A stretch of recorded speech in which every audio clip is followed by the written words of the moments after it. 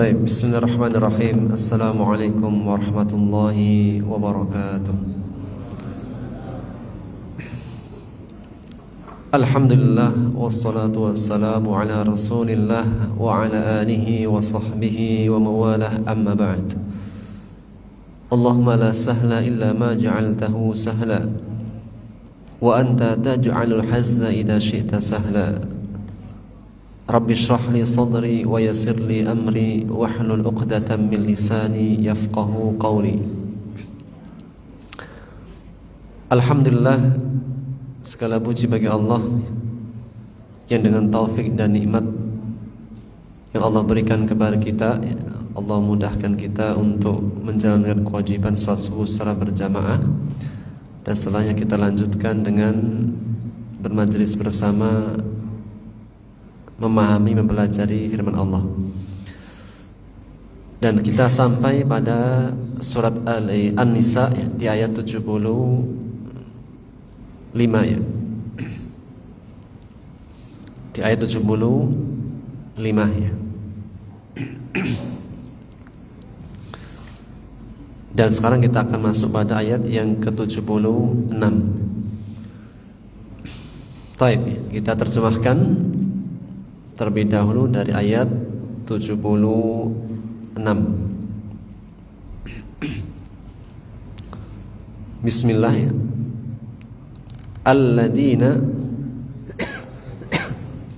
artinya yaitu orang-orang yang amanu, mereka beriman, yuqatiluna,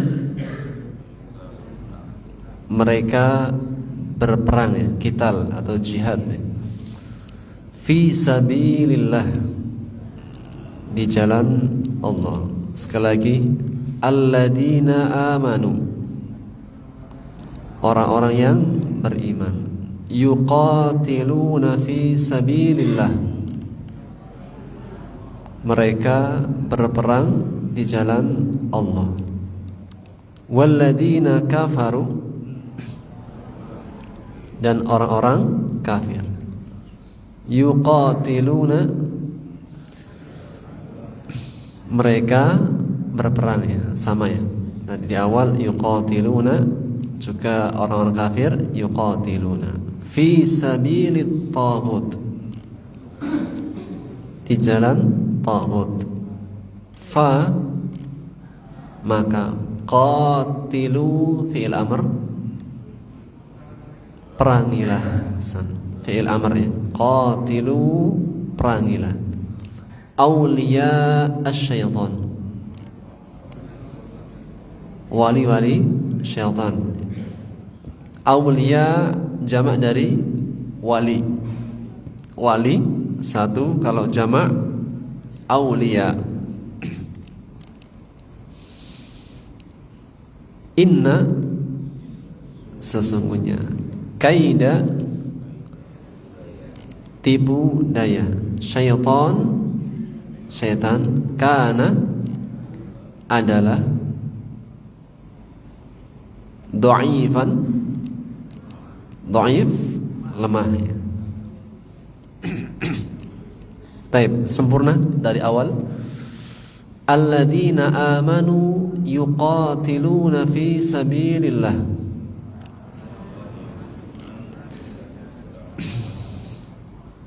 Walladzina kafaru yuqatiluna fi sabilit taghut.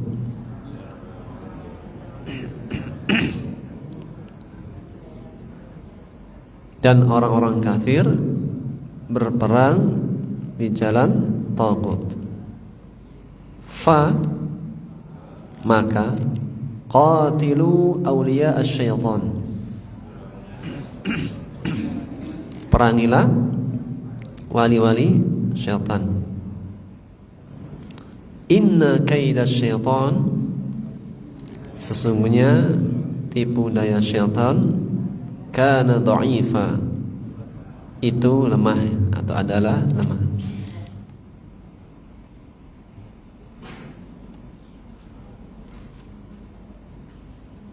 Agak panjang. Baik, kita ambil satu ayat terlebih dahulu.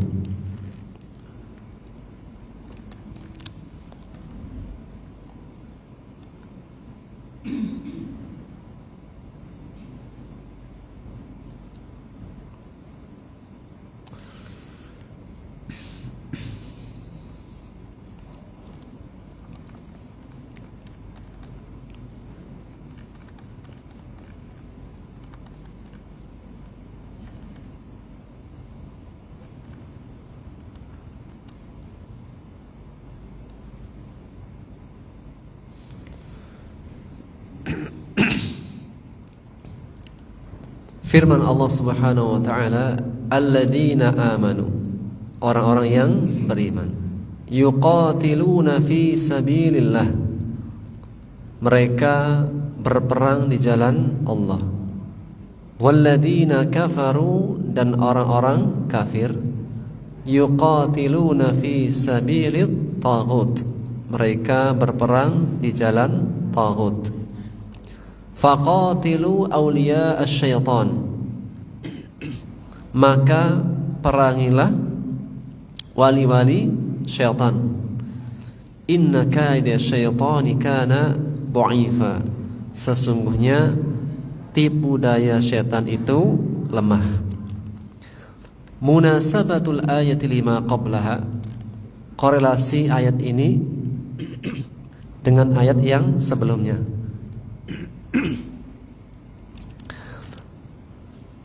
Lamma bayyana Allah Ta'ala wujubal jihad, ketika Allah menjelaskan kewajiban berjihad. Bayyana, Allah menjelaskan, annahu la ibrata bi suratil jihad, maka Allah menjelaskan bahwasanya tidak ada ibrah dalam bentuk jihad.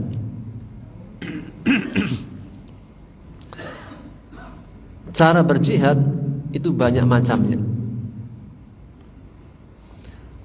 Balil ibrah, namun yang menjadi ibrah, menjadi pelajaran penting dalam berjihad adalah bil qasdi wad da'i, dengan tujuan dan penyebab.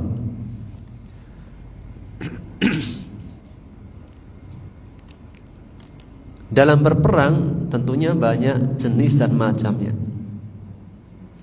Namun yang menjadi ibrah, penilaian, menjadi pelajaran penting adalah dengan tujuan, maksud, sebab kenapa berperang.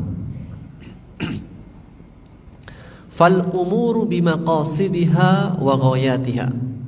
Karena segala sesuatu itu tergantung pada maksud dan tujuannya.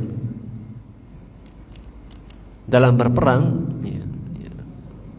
manusia dalam kehidupan dunia, mungkin terjadi peperangan di antara manusia, antar negara, suku, kabilah, antara kelompok dan seterusnya. Namun yang menjadi penilaian dalam agama, bentuk jihad itu ditentukan dengan tujuan. Yang menjadi perang, berjuang li ghardin, untuk tujuan nusrati dinillah, menolong agama Allah, atau yang sering kita kenal dengan i'la kalimatihi, yaitu meninggikan kalimat Allah agar Allah disembah, untuk meninggikan kalimatnya, yaitu kalimat tauhid la ilaha illallah. Bukan tujuannya yang lain-lain. Terjadi suatu peperangan, mungkin saja tujuannya karena untuk kesukuan, untuk membesarkan nama,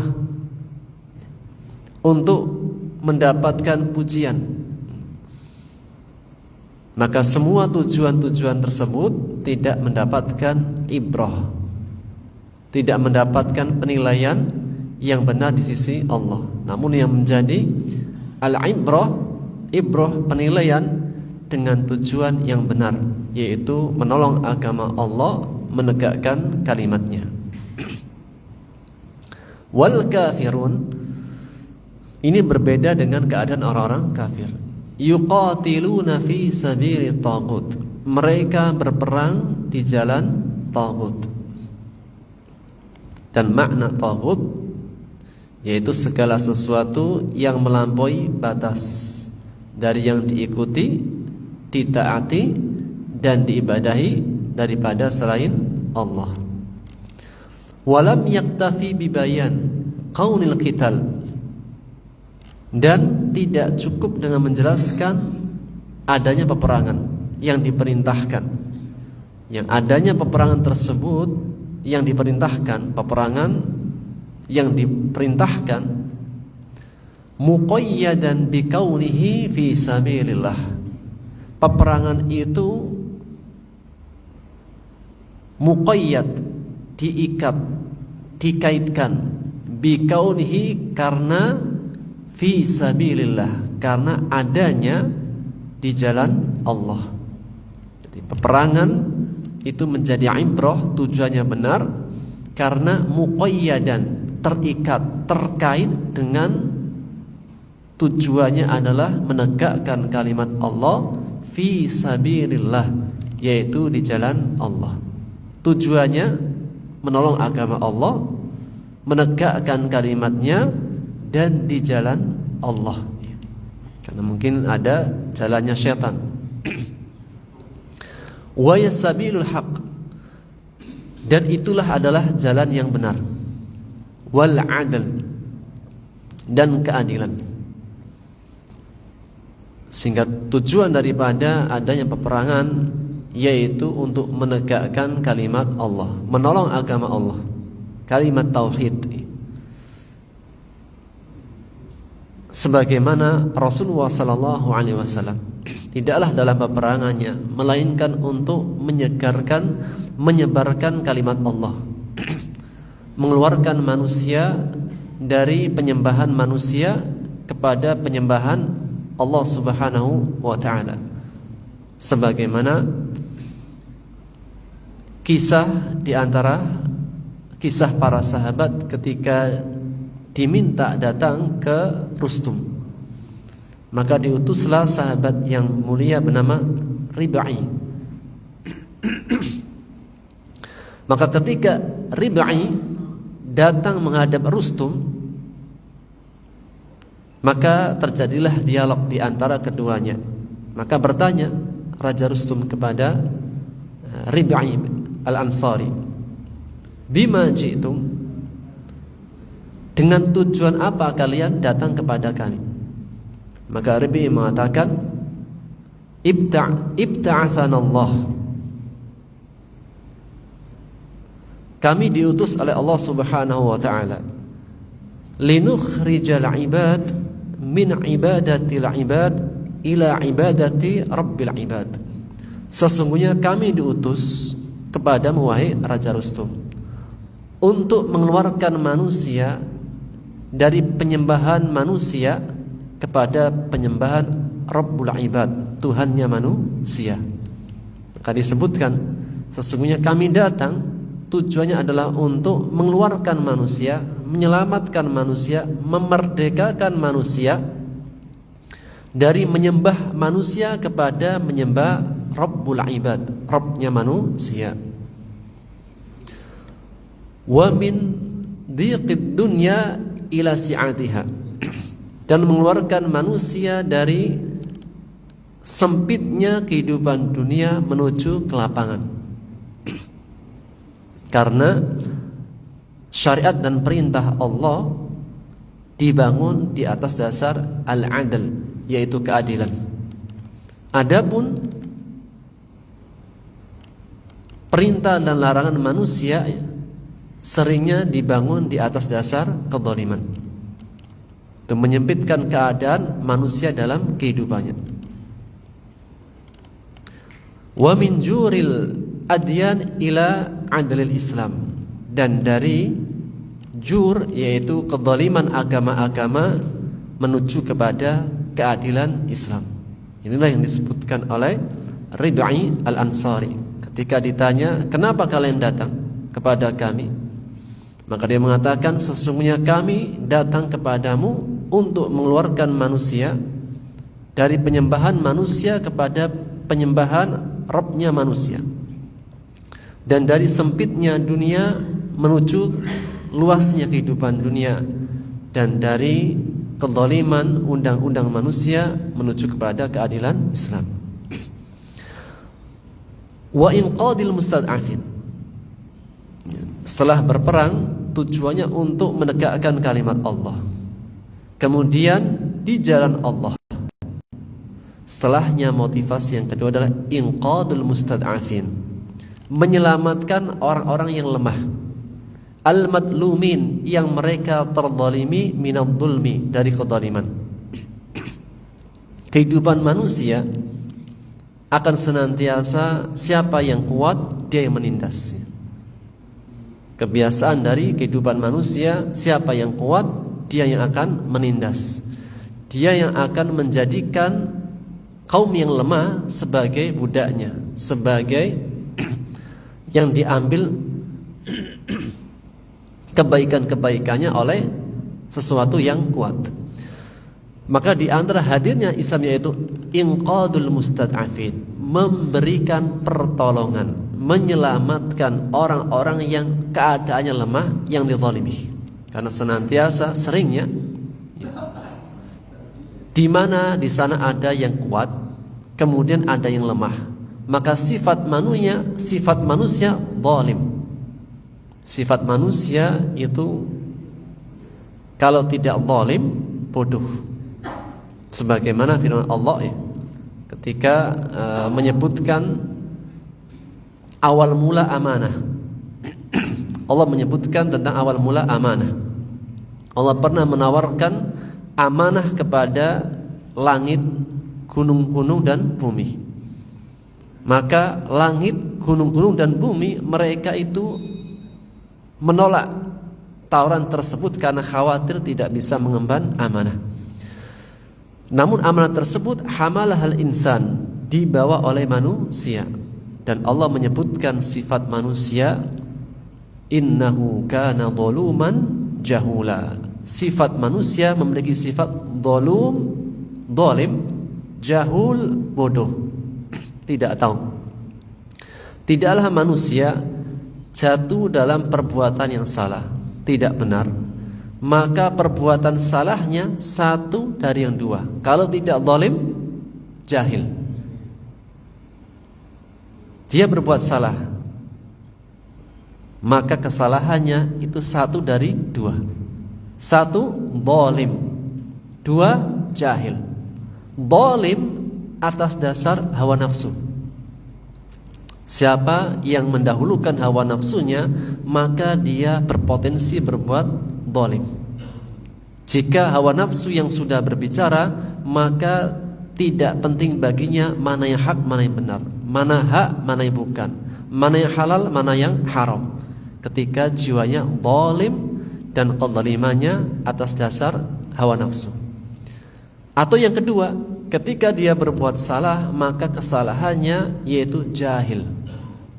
Makna jahil artinya adalah tidak tahu, bahasa halusnya. Jadi, jahil artinya bodoh ya. Kalau agak halus sedikit, jahil artinya tidak tahu ya. Maka orang berbuat salah itu dia mungkin saja jatuh dalam perbuatan salah atas dasar tidak tahu.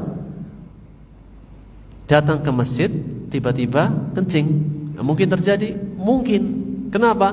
Atas dasar tidak tahu. Orang Badui tidak pernah masuk masjid sebelumnya. Ketika masuk masjid dikira tempat seperti pada umumnya, sehingga ketika datang masjid bukannya mensucikan, memuliakan masjidnya, justru masuk dalam keadaan kencing. Dan itu terjadi di zaman Rasulullah SAW. Atau seseorang yang tidak tahu datang ke masjid ya, dengan suara yang keras, yang tidak ada sebab. Ya, tentunya apa ya? Seperti yang terjadi pada Umar bin Khattab. Datang seseorang ke Masjid Nabawi, kemudian dengan suara teriak-teriak. Akhirnya Umar menangkapnya. Ketika mengatakan, dari mana engkau? Saya dari kota fulan dan fulan.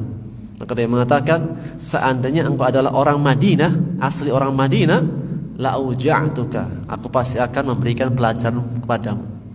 Namun karena dia adalah orang luar yang keadaannya baru masuk Islam, kemudian tidak tahu tentang apa itu masjid, maka Umar memberikan udzur, memberikan pemakluman. Yang kesalahan manusia jika tidak atas dasar zalim, hawa nafsu, maka kedua yaitu atas dasar jahil, yaitu tidak tahu. Maka tujuan daripada jihad yaitu inqadul mustad'afin al-madlumin, menolong hamba-hamba yang lemah, yang terzalimi, minadh dzulmi, dari kezaliman. Maka inilah di antara motivasi berjihad, yaitu motivasi karena dafi' imani atau dafi' insani, yaitu karena sebab keimanan.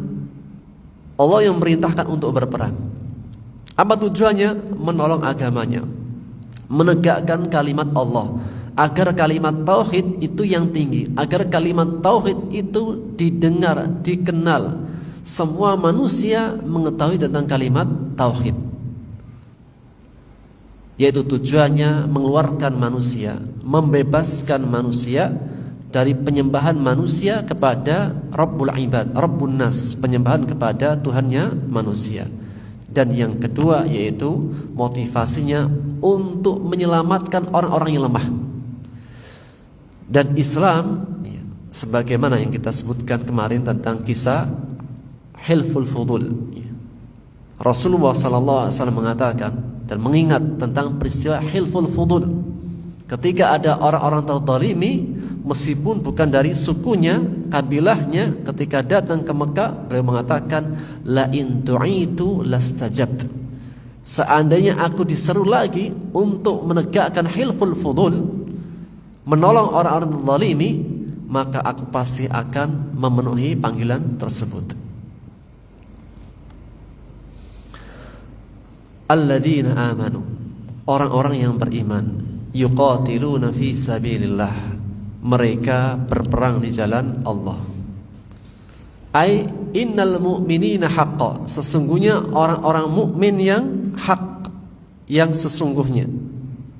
Innama yuqatiluna min ajli i'la'i kalimatillah, mereka berperang karena untuk menegakkan kalimat Allah, meninggikan kalimat Allah.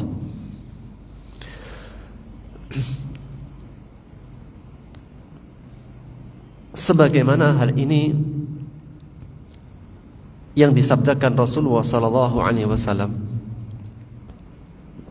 dalam hadis yang diriwayatkan oleh Muslim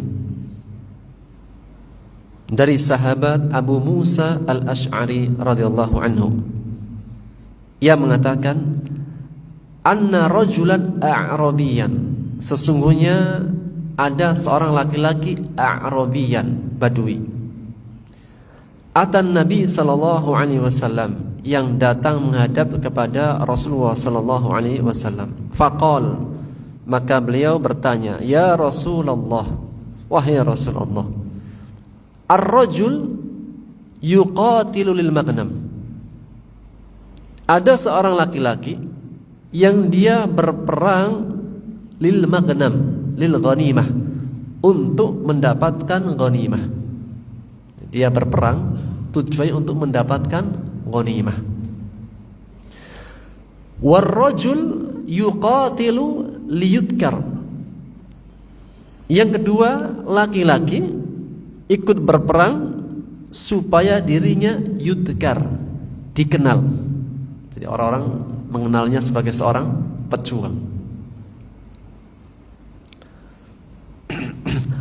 Yang ketiga, warrajulu yuqatilu liyura makanuh, seorang laki-laki yang dia ikut berperang agar dirinya mendapatkan makanah, kedudukan. Faman fi sabilillah, maka orang Badui tersebut mengatakan, man fi sabilillah, siapakah dari tiga orang tersebut yang masuk kategori fi sabilillah, di jalan Allah? Yang satu, dia berperang tujuannya untuk mendapatkan ghanimah, harta rampasan perang. Yang kedua, berperang, ikut berperang tujuannya untuk yudkar, biar dikenal. Yang ketiga, seorang laki-laki ikut berperang liyura makanuh, biar dia mendapatkan kedudukan. Man fi sabilillah, dari tiga tersebut siapakah yang masuk kategori fi sabilillah?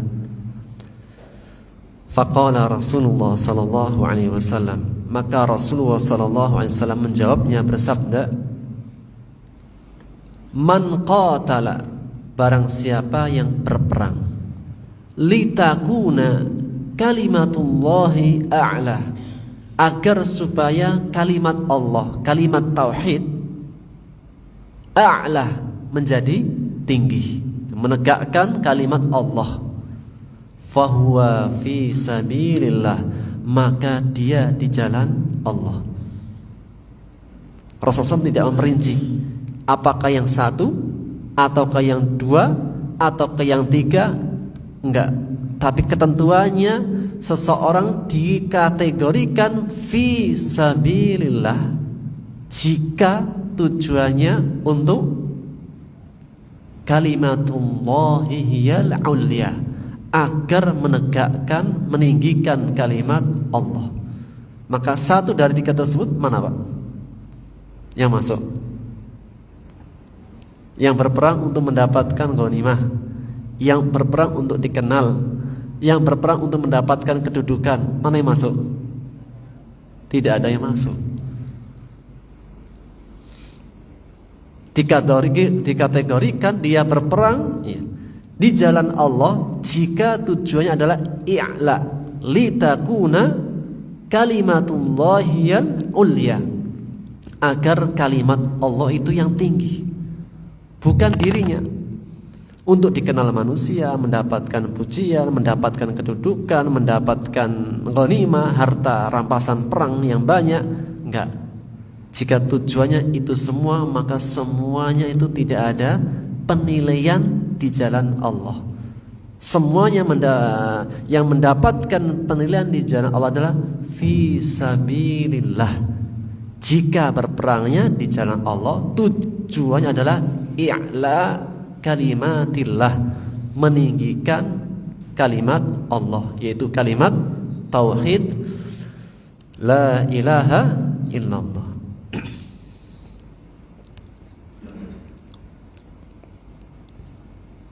Dalam riwayat yang lainnya, riwayat Muslim juga,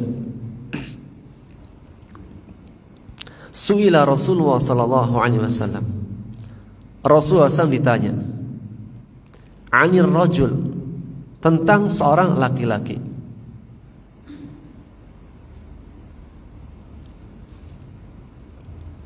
yuqatilu syaja'atan, dia berperang supaya dikatakan seorang pemberani.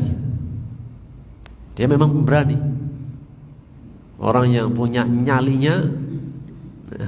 Kan ada orang yang punya nyalinya nyali orang bilang punya 100 nyawa, Pak. Jadi apa, kalau bawa motor ngebutnya luar biasa, nyalinya tinggi. Nggak tahu nyalinya tinggi itu biasanya anak muda apa orang tua, Pak? Yang biasa nyalinya agak tinggi itu orang tua apa orang anak muda? Kalau orang tua itu sudah banyak pengalamannya, jadi prediksinya itu lebih tinggi dan tajam, mempertimbangkan banyak hal. Tapi yang muda itu biasanya semangatnya luar biasa. Kenapa? Karena bonek. Kalau kita yang sudah berkeluarga, sudah punya anak, kan agak mikir, Pak ya, kalau saya nanti gak ada, nanti siapa yang ngurusi keluarga kita gitu. Maksudnya sekarang itu pertimbangan itu sudah agak lebih matang dan lebih tajam, karena di belakang kita banyak yang diurusi. Namun dulu ketika masih muda, itu apa? Ya singkatnya, kalau saya meninggal selesai gitu. Masih tidak ada yang banyak diurusin. Sehingga memang nyalinya anak muda sama orang tua itu lebih berani anak muda. Karena apa? Ya, tadi ya, merasa dia mengurusi dirinya sendiri. Padahal kalau dia itu terluka, siapa yang repot? Nah, kalau yang muda itu ternyata qadarullah, ternyata apa, bermasalah, yang repot siapa? Orang tua. Siapa lagi? Keluarganya. Siapa lagi? Orang-orang yang lainnya. Namun dia saat itu merasa nggak merepotkan yang lain. Itu apa? Ya, prediksinya orang anak muda. Namun orang tua, karena dia sudah semakin tajam, pengalamannya sudah semakin panjang, sudah bisa melihat semua itu dari berbagai sudut dan sisi. Tidak hanya satu sudut saja, dari sudut dan sisi yang bermacam-macam, berbeda-beda, sehingga penilaiannya semakin tajam, prediksinya semakin kuat, pertimbangannya semakin matang. Dan dia mikirnya banyak. Kalau saya nggak ada, siapa yang akan mengurusi anak, istri? Nanti merepotkan banyak orang dan seterusnya.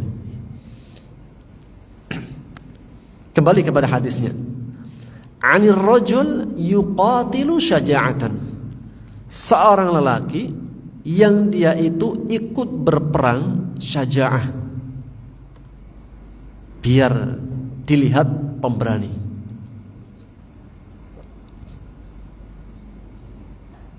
Wa yuqatilu hamiyatan. Seorang lelaki berperang untuk membela kesukuan, membela suku kabilahnya, bukan untuk mempertahankan negeri atau karena dia terzalimi, kesukuan. Jadi apa? Biar suku dan kabilahnya itu ya menjadi yang dikenal. Jadi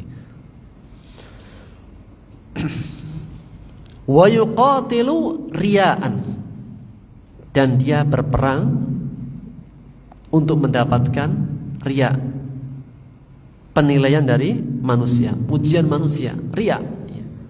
Dia berperang ingin mendapatkan pujian dari manusia. Jadi mencari validasi dari manusia, mencari pujian dari manusia. Padahal manusia itu, iya, kalau mengingat kebaikan orang itu lama atau tidak lama?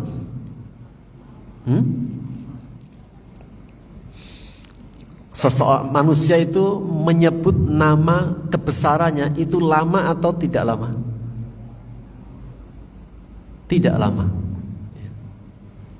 Namun kalau amal solehnya, iya, iman amal soleh itu menjadikan dia lama. Kalau namanya ketika masih hidup saja. Kalau sudah mati, detik itu tidak akan disebutkan namanya. Contoh, Pak, meninggal seseorang, profesor, doktor, Khalid, dan LCMA dan seterusnya. Ketika dia meninggal saat itu dan mau disolatkan, kira-kira yang akan menyolatkan imamnya itu ketika tanya jenazahnya memanggil dengan sebutan namanya yang panjang tadi, profesor, doktor, atau disebutkan mana mayatnya? Pak, kita siap-siap ya, solat jenazah. Berapa kali takbir? 4 kali takbir. Tidak ada rukuk, tidak ada sujud. Salat jenazah 4 kali takbir. Mana Pak profesor, doktor disebut namanya atau mana jenazahnya? Ya. Kira-kira nama kebesarannya profesor, doktor, LCMA itu disebut pakai nama itunya atau jenazahnya? Justru kalau disebut namanya orang pada kabur, Pak. Seakan-akan orang yang masih hidup. Enggak, pasti disebut mana jenazahnya. Namanya langsung hilang semuanya. Betapa cepatnya manusia melupakan tentang kita. Nangisnya berapa hari? Sedihnya berapa hari, Pak? Sehari, 2 hari, sepekan. Setelahnya udah biasa. Yang goes-goes, yang jalan-jalan, yang acara-acara, selesai. Ya. Keluarganya berapa lama? Keluarganya menangis berapa lama? Istrinya masih muda. Sepekan, 2 pekan. Masa iddahnya ditinggal meninggal berapa lama? Kalau meninggal, masa iddah perempuan berapa lama? Kalau cerai, kalau pisah, talak 3 bulan atau 3 kali haid atau bersih. Itu yang pisah. Yang meninggal 4 bulan 10 hari. 4 bulan 10 hari, Pak. Cepat apa cepat? Jadi kalau ketika dia masih masa iddah, maka tidak boleh berdandan, laki-laki pun mengetuk pintunya nggak boleh. Tapi kalau isyarat boleh, isyarat bukan langsung. Setelahnya boleh menikah.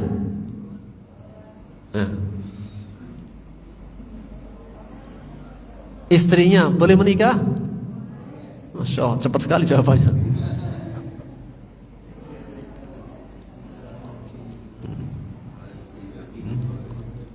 Kalau istri Nabi nggak boleh, ya, Ummahatul Mukminin. Ya. Ada kisahnya seorang sahabat bernama Abu Darda. Seorang sahabat bernama Abu Darda. Ketika Abu Darda mau meninggal, istrinya bilang, "Wahai suamiku Abu Darda, dulu engkau yang datang ke orang tuaku untuk menikahiku, dan aku menerima. Jadi dulu kamu itu yang menkhitbah, melamarku. Maka aku ingin nanti ketika di akhirat, di surga, aku yang akan melamarmu." Kata Abu Darda, "Loh, jika demikian," pesannya, Pak, "jika demikian kamu nggak akan menikah lagi." Iya. Jadi apa? Istrinya menjanjikan, "Dulu kamu yang datang melamarku. Nanti saya ingin ketika di akhirat di surga, aku yang akan melamarmu." Kata Abu Darda, "Jika demikian, setelah aku meninggal kamu gak akan menikah lagi." Iya. Dan setelah Abu Darda meninggal, kemudian Muawiyah, sahabat-sahabat yang mulai itu datang ke istri Abu Darda untuk meminangnya, dan semua ditolak sampai akhir hayat. Sampai akhir hayat. Di antara kisah cintanya Ummu Darda kepada Abu Darda. Pertanyaannya, siapa yang siap jadi Abu Darda dan Ummu Darda?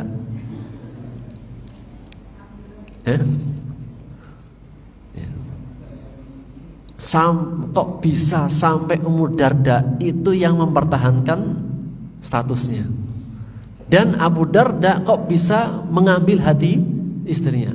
Nah, itu tinggal siapa yang siap jadi Ummu Darda dan siap jadi Abu Darda. Tentunya Pak, ini pilihan, bukan suatu. Ya, kalau seorang perempuan menikah lagi boleh? Boleh. Seorang laki-laki meninggal, seorang laki-laki boleh menikah lagi? Enggak ada yang berani jawab Pak ya.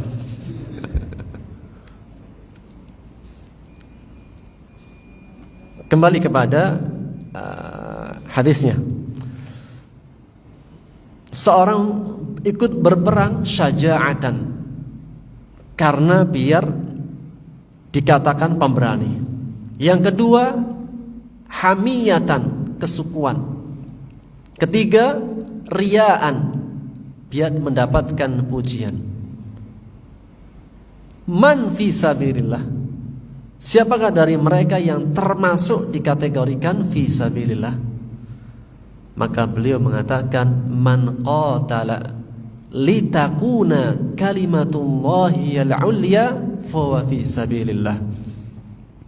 Barang siapa yang dia ikut berperang tujuannya untuk menegakkan kalimat Allah, menjadikan kalimat Allah itu yang tinggi, maka dia termasuk fi sabilillah. Maka semuanya jika tujuannya bukan karena menegakkan kalimat Allah, untuk membesarkan nama pribadi, membesarkan sukunya, membesarkan organisasinya, membesarkan tujuan yang lain-lainnya sifatnya duniawi, maka semuanya tidak masuk kategori fi sabilillah. Sampai dikatakan fi sabilillah jika tujuannya litakuna kalimatullahi yal ulya, kalimat Allah itu yang tinggi. Dan ya, jika disebut fi sabilillah itu di antara sebab yang meringankan beban. Jadi kalau disebut seseorang berperang di jalan Allah, seseorang terluka di jalan Allah, seseorang tersakiti di jalan Allah, itu agak ringan, bisa menghibur, melipur rasa sakit dan kecewa. Tapi kalau disebutkan di jalannya setan, di jalannya manusia, itu lebih berat. Kenapa?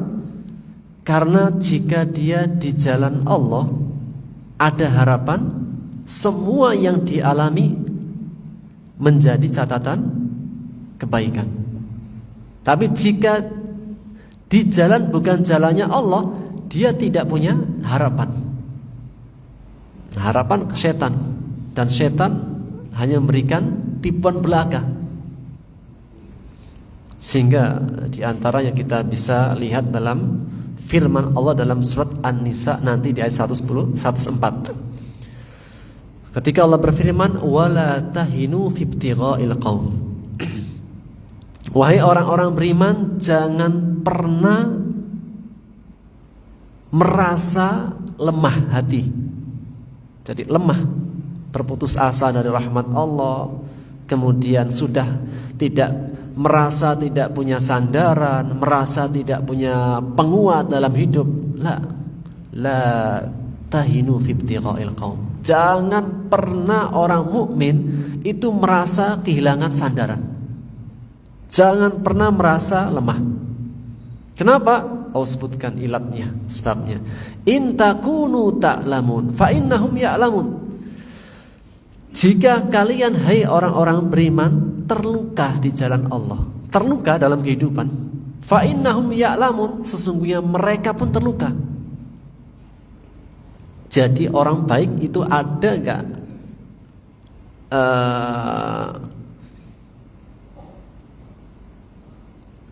jadi orang baik ada gak perjuangannya, Pak? Ada. Ada ujiannya? Ada. Ada gangguan-gangguannya? Ada. Jadi orang gak baik ada gak ujiannya? Ada. Ada gak sakitnya, terlukanya? Ada. Semua itu sama. Mau jadi orang baik ataupun tidak baik, mau di jalan Allah ataupun di jalannya setan, semuanya masing-masing saling terluka. In takunu ta'lamun fa innahum ya'lamun kama ta'lamun. Jika mereka terluka, kesakitan, jika kalian terluka, kesakitan, mereka juga mendapatkan luka dan sakit yang sama. Semua itu sama. Cuma bedanya satu. Tarjuna minallah ma la yarjun. Cuma bedanya satu. Kalian masih bisa berharap kepada Allah yang mereka tidak bisa berharap. Orang beriman itu ada harapan. Semua gelisah, semua sakit itu masih ada harapan, ada pegangan, ada sandaran. Rasulullah sallallahu alaihi wasallam bersabda dalam hadis yang diriwayatkan oleh Bukhari dari sahabat Abu Sa'id Al-Khudri radhiyallahu anhu. Beliau menegaskan, ma yusibul muslima min nasabin. Tidaklah seorang muslim, seorang mukmin ditimpa rasa nasab, lelah, capek. Orang mukmin ada gak yang capek? Capek. Yang gak muslim capek? Capek. Semuanya sama, capek, letih. Wala wasabin, susah, sedih. Kalau ekonomi lesu, itu lesunya hanya orang mukmin saja atau semuanya? Semuanya, yang muslim, yang mukmin, yang kafir, yang musyrik, semuanya sama. Wala hammin wala huznin,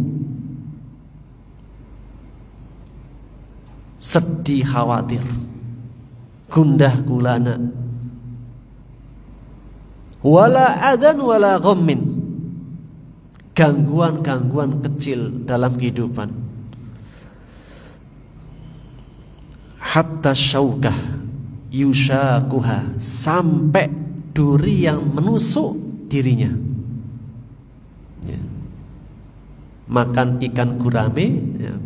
Beli ikan gurame sendiri, beli sendiri, dimakan sendiri, ketusuk duri sendiri, karena gak ngajak-ngajak makan yang lain. Tapi jika dia seorang mukmin, seorang muslim, ridho, raditu billahi rabba. Rasul menegaskan, illa kaffarallahu biya min khotoya, melainkan Allah jadikan sebagai kafarat dari dosa-dosanya. Kalau orang muslim, orang mukmin, sedihnya, kesulitannya, gangguannya, sakitnya, semua gangguan-gangguan dalam hidupnya, sampai tingkatan kena duri, Allah jadikan sebagai kafarat dari dosa-dosanya. Kenapa?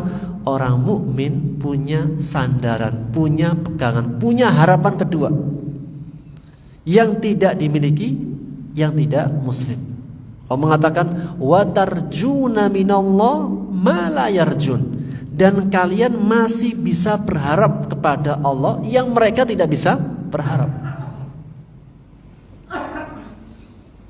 Sehingga makna fi sabilillah itu di antara obat pelipur dalam perjuangan. Dia ikut berperang di jalan Allah, kemudian mati. Matinya Pak, syahid. Syahid itu suatu kebanggaan atau sesuatu yang menyedihkan? Syahid, kebanggaan. Kebanggaan, seorang mukmin itu bangga, seorang mukmin itu menjadi senang mendapatkan gelar syahadah. Seorang mukmin mendapatkan gangguan di jalannya, bangga mendapatkan sesuatu tapi di jalan Allah. Sehingga di antara beberapa ayat Allah mengatakan wa'udu fi sabili, mereka itu disakiti, mendapatkan luka di jalanku. Maka lukanya karena di jalan Allah meringankan keadaannya. Jadi di antara apa yang menjadikan orang mukmin, orang-orang terdahulu, para sahabat itu kuat dalam menjalani ujian, rintangan, perjuangan, karena fi sabili, di jalannya Allah. Di antaranya dalam surat Ali Imran di ayat 195. Ketika Allah berfirman, "Falladina hajaru wa ukhriju min diyarihim wa udu fi sabili."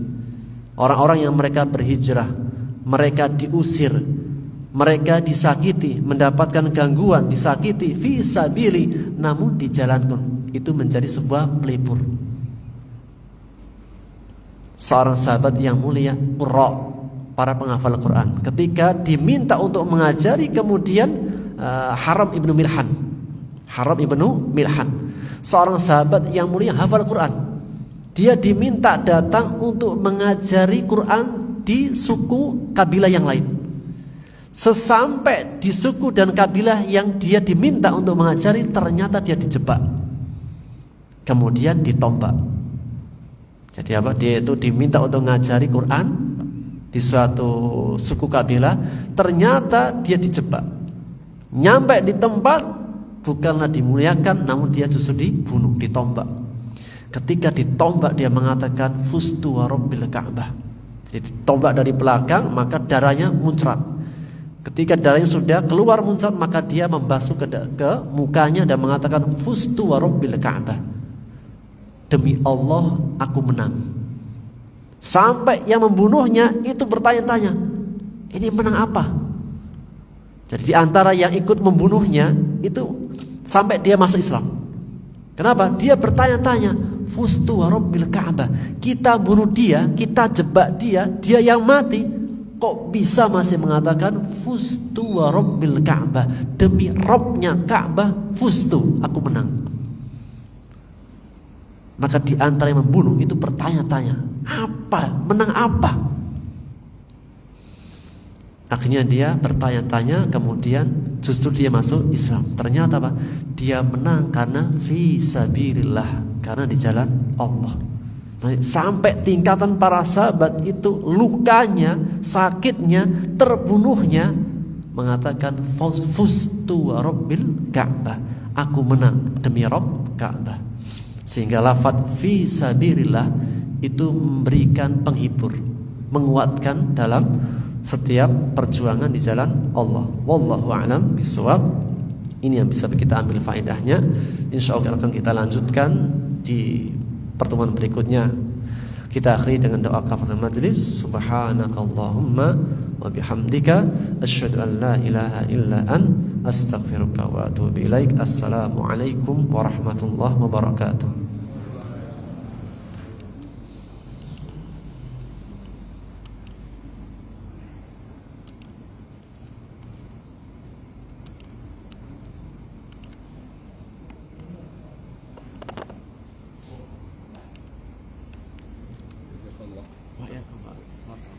Kemarin nggak gini CKP ya? Oh ini hari ini sama Jen. ibu-ibu. Oh ibu Yo, saya kan Pak Yoyo. Kalau itu kan Bu Yoyo. Oh iya, ada misalnya hadir. Insya Allah ya. Insya Allah. Kemarin Pak itu Pak Yoyo tuh biasa deh. Mohon maaf saya nanti kan. Oh iya Pak. Bapak Jadi malah hubnya udah lemah sekali. oh iya. Hub. Oh sakit mata. Sempat diriset agak mantap tapi Lagi Pak. Insya Allah hadir nanti Insya Allah. Coba nanti Sekarang punya ini punya cucu baru. Alhamdulillah. Insyaallah. Mainan. Enggak. Rabb hab lana salihin. Rezeki rezeki insyaallah. Waalaikumsalam.